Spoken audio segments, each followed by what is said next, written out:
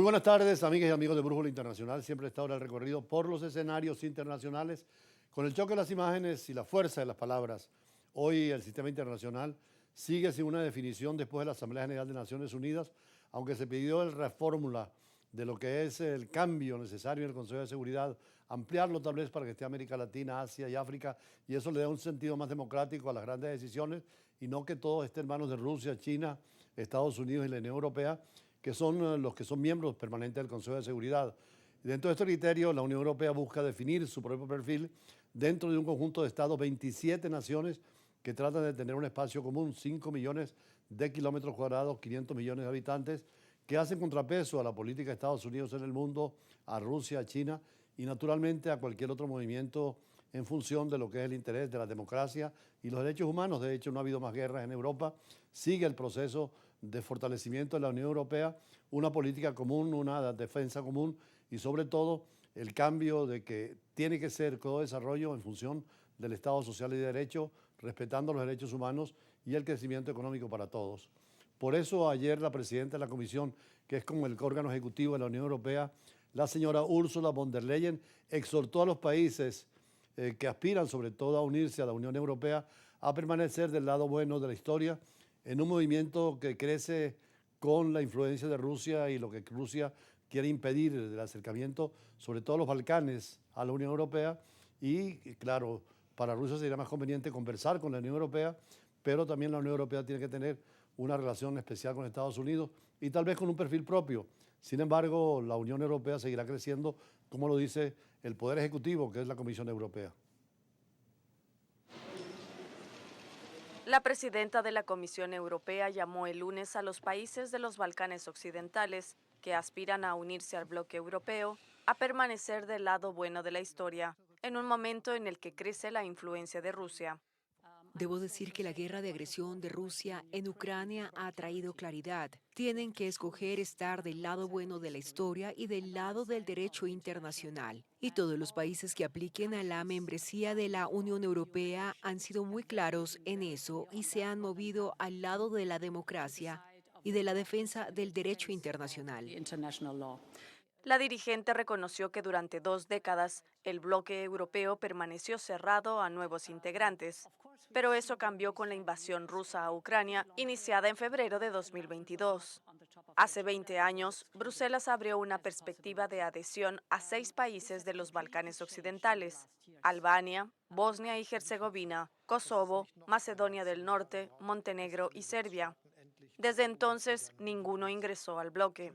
Con excepción de Albania, todos ellos formaban parte de Yugoslavia, que se desintegró en 1991, dejando a la región sumida en conflictos étnicos y desplazamientos masivos. Recientemente tuvimos aquí a la embajadora de Serbia en Venezuela, recientemente abrieron relaciones con Venezuela y además hay una pequeña comunidad serbia, también croata, y de otro de lo que constituía el viejo país Yugoslavia, eslavos del sur, como se dice al traducir su expresión, y que tienen hoy en día como Serbia una importancia de primera línea dentro de la democracia y el desarrollo económico y social. Por eso, la importancia de que Europa alíe y sobre todo busque entendimiento con estos países que son ahora independientes. Antes eran una sola Yugoslavia, 5 países, unos por razones católicas se fueron con Croacia, otros musulmanes en Bosnia, Montenegro que se separó también y quedó Serbia, que es la que tiene la embajada en Venezuela. Con ella conversamos largamente y precisamente pasaremos en cualquiera de estos días algunos de los párrafos donde nos habla de la importancia de Serbia dentro del contexto internacional actual. Y en cuanto a uno de los puntos muy importantes en Naciones Unidas para mediar, por lo menos si no tener un ejército, es los cascos azules, que en todo el mundo se presentan. Me tocó estando embajador en Kuwait y durante la guerra de invasión de Irak, ver inclusive 5 venezolanos que representaban varias fuerzas nuestras, marina, aviación, ejército, con un componente de unos 200 militares del mundo, en función de paz entre Kuwait e Irak y naturalmente entre las potencias que estaban allí discutiendo todo lo que fue la tormenta del desierto y la guerra de invasión de Kuwait a Irak. Igualmente, cuando fuimos funcionarios del Organismo Internacional de Protección Civil en Ginebra, propusimos la creación de los cascos blancos que eran para intervenir en caso de catástrofes naturales, pero que tuviese facilidad de llegar a cualquier país. Ojalá que no vengan los problemas que están presentando con los cascos azules de la ONU, que según ellos van a permanecer, como dijimos, en posiciones en el Líbano a pesar de los llamados israelíes para que se desplacen en medio de la intensificación de los combates entre Israel y, en el caso de Hezbollah en el Líbano, o también en la situación que se presenta con Palestina. El mantenimiento de la paz es fundamental y más bien hay que fortalecer a los cascos azules que tengan poder intervenir, como lo están haciendo en muchas partes del mundo. Los cascos azules de las Naciones Unidas permanecerán en sus posiciones en Líbano a pesar de los llamamientos de Israel para que se desplacen. Así lo declaró el lunes el jefe de las Fuerzas de Mantenimiento de la Paz de la ONU tras obtener el respaldo de los 15 países miembros del Consejo de Seguridad del organismo.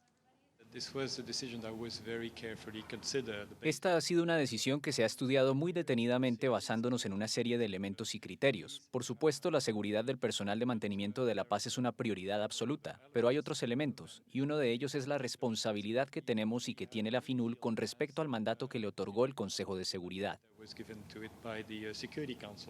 La decisión ya había sido confirmada por el secretario general de la ONU, Antonio Guterres, a pesar del llamamiento del primer ministro de Israel, Benjamin Netanyahu, quien insistió en que es completamente falso que las fuerzas israelíes hayan atacado a la FINUL en zonas cercanas a la frontera con Líbano. Sin embargo, la FINUL acusó al ejército israelí de disparar repetida y deliberadamente contra sus instalaciones, en incidentes que dejaron 5 cascos azules heridos, lo que le ha valido duras críticas a Israel. Nuestro principal llamamiento a todas las partes es que respeten su obligación internacional cuando se trata de proteger la seguridad de las fuerzas de paz. En medio de la intensificación de los combates entre Israel y Hezbollah, Netanyahu reiteró el lunes que el movimiento libanés proiraní utiliza las instalaciones y las posiciones de la FINUL como cobertura para llevar a cabo sus ataques contra Israel.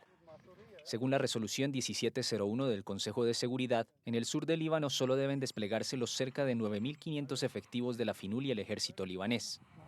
En el año 2000, la FINUL estableció la Línea Azul, una franja de 120 kilómetros a lo largo del sur del Líbano para garantizar la retirada completa de las fuerzas israelíes. No tiene las Naciones Unidas un ejército que pudiera intervenir cuando hay conflictos, sin embargo los cascos azules han sido testimonio de esa voluntad de paz y de negociación entre los pueblos. Precisamente Venezuela ha integrado en varias oportunidades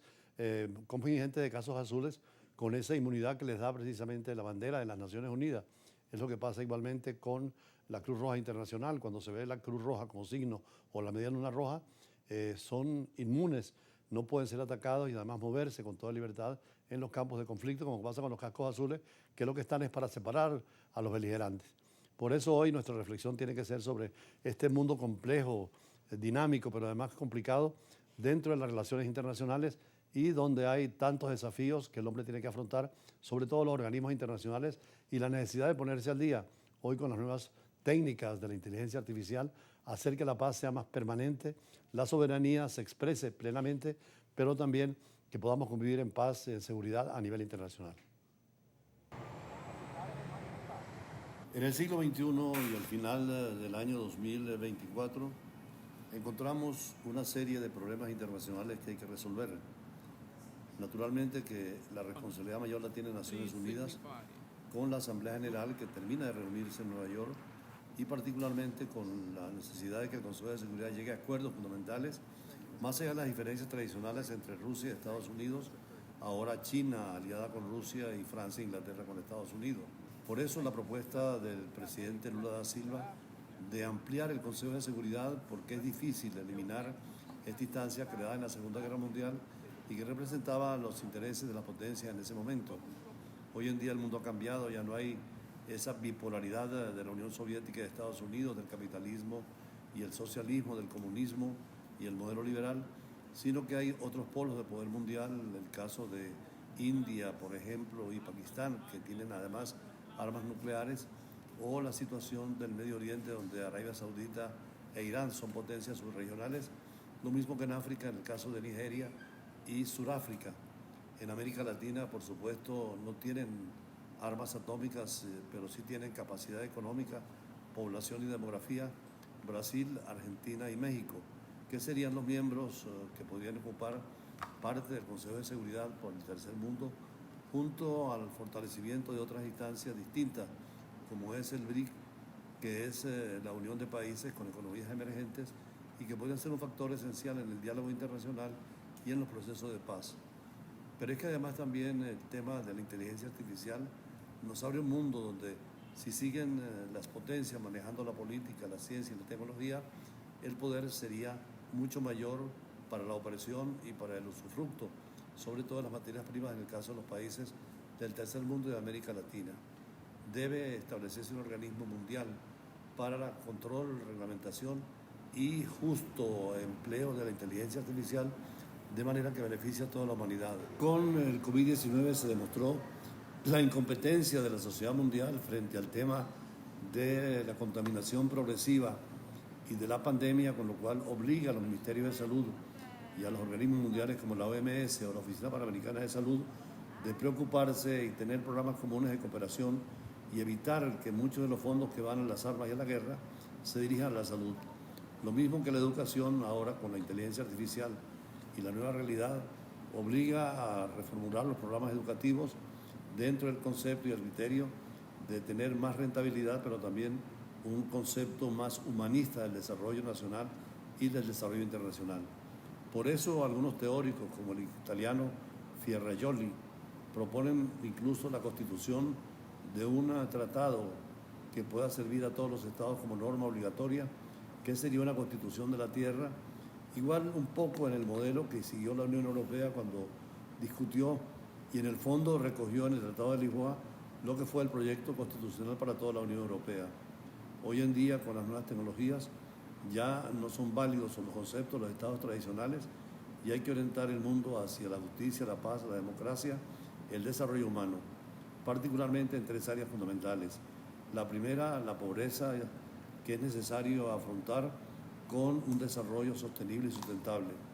En segundo lugar, la reducción de las armas y el gasto, y especialmente evitar las armas de destrucción masiva, incluyendo las atómicas. Y en tercer lugar, el tema del ambiente, tan importante para el futuro de las generaciones y en particular para un desarrollo equilibrado. Además de estos temas, naturalmente que es importante la conciencia del destino común, el bien común universal y la justicia social internacional para que pueda haber paz, seguridad e integración en todos los continentes.